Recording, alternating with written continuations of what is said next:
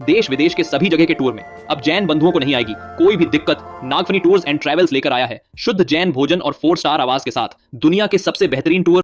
2025 के टूर की बुकिंग हो चुकी है प्रारंभ। आज ही संपर्क करके कराएं अपनी बुकिंग। संपर्क करें श्री महावीर जी, श्री भूपेंद्र जी, जैन। एक बार एक व्यक्ति ने कहा, बराड़ महाराज जी, मैं आपको माफ नहीं करूंगा, आपका बहुत बहुत जघन्यतम अपराध है। अब मैंने कहा भैया हो सकता है, संसार है, अपराध तो होते ही रहते।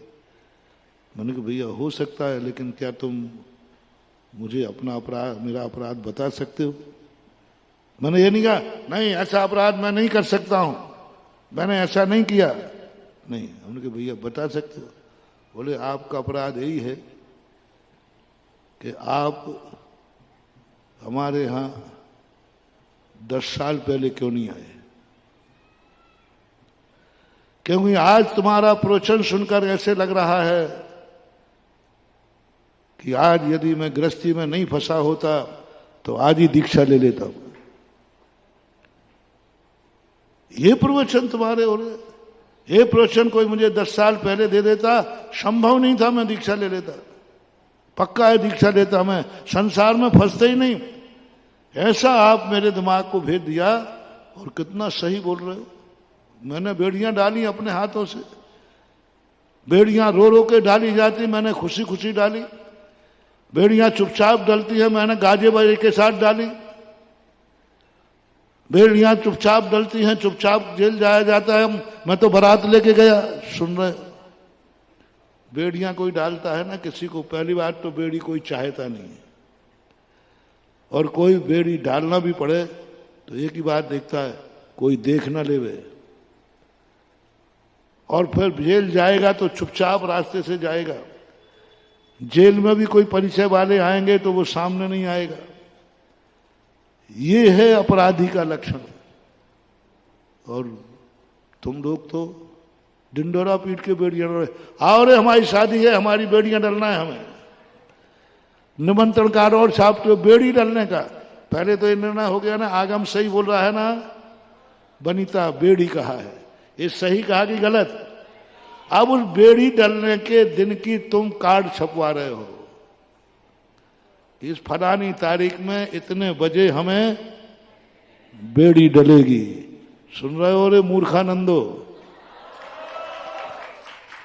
आज तक कभी ऐसा हुआ नहीं कि किसी को बेड़ी डली हो और उसने अखबार में निकाला हो, भैया हमारे तारीख में बेड़ियां डलना है, इतने बजे आओ, और सबको बुला रहे हो।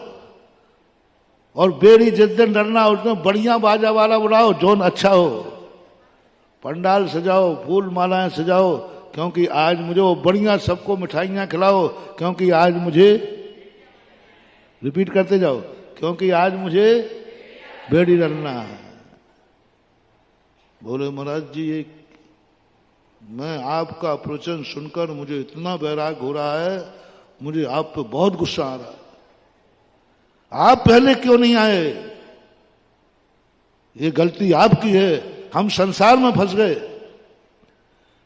हम उलझ गए, हम कुछ नहीं कर सकते। तो मैंने कहा भैया ये गलती तो हमारी है। जब कोई सामने ज्यादा गर्म हो रहा हो ना, तो अपन बिल्कुल ठंडे पड़ जाओ, बिल्कुल ठंडे, जो वो कह रहा है जी जी,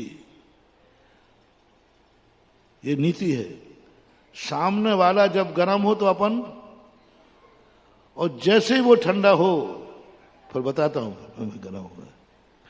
और उसने ऐसा कहा, मैंने कहा भैया आई एम सॉरी प्लीज, मेरी गलती हो गई। काश मैं 10 साल पहले आता तो एक मुनि महाराज मिलता,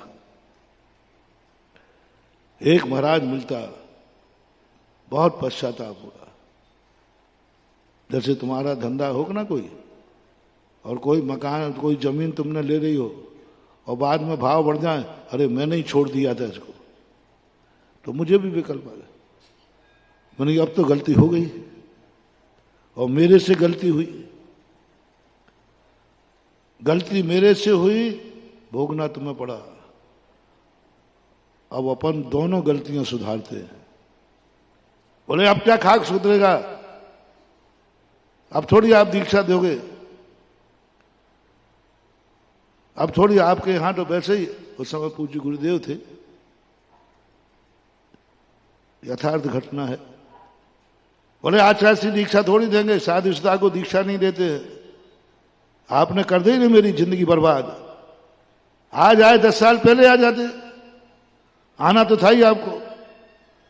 मैंने कहा हाँ वो तो मैंने गलती स्वीकार कर ली। मैंने कहा एक रास्ता बचा है अभी अपन को गलती सुधारने का, एक रास्ता बचा है अपनी गलती सुधारने का, और बिल्कुल गलती सुधर जाएगी। दोनों बेटे भी साथ मिले थे। इन दोनों बेटों को अपन आचार्य श्री पास भेज के दीक्षा दिलाते हैं, और इसका डबल प्रायश्चित हो जाएगा। क्योंकि तू बनता तो अकेला बनता, शादी करने का परिणाम हुआ कि 2 मुनि महाराज बनाए तुमने। तो जिनवाणी भी खुश, गुरु भी खुश, और कहें कोई बात नहीं, कोई बात नहीं, बहुत अच्छा है, तू अकेला आता तो 1 मुनि बनता, और शादी करने के बाद तूने 2 मुनि दिए। ऐसा करो इन दोनों को यहीं छोड़ दो, हम आचार्य के पास भेजते हैं, तुम भी बरी हम भी बरी। और बहुत बोले महाराज जी आपका दिमाग ठीक है, मैं अपनी चर्चा कर रहा हूं, तुम हमारे बच्चों को ले जाना चाहते हो। नहीं, मैंने इसे कह रहा हूं कि जो गलती तेरे से हुई वो गलती अब बच्चों को नहीं करने देना। बोले महाराज बच्चों की चर्चा कहां से आ गई? मैंने कही बहानेबाज, बहानेबाज, यदि तुझे अंदर से प्रीति होती तो पता नहीं अभी तक तू क्या करता, और बच्चों को तुरंत महाराज के पास भेज चुका होता। ये प्रीति हुई थी एक नारी को, ये प्रतीति हुई थी एक नारी को। मल्ली सागर ने मुझे सुनाया था, श्रीमंती को। श्रीमंती घर में नहीं जाना चाहती थी, गृहस्थी में नहीं फंसना चाहती थी, लेकिन उनके पिता का दबदबा बहुत था।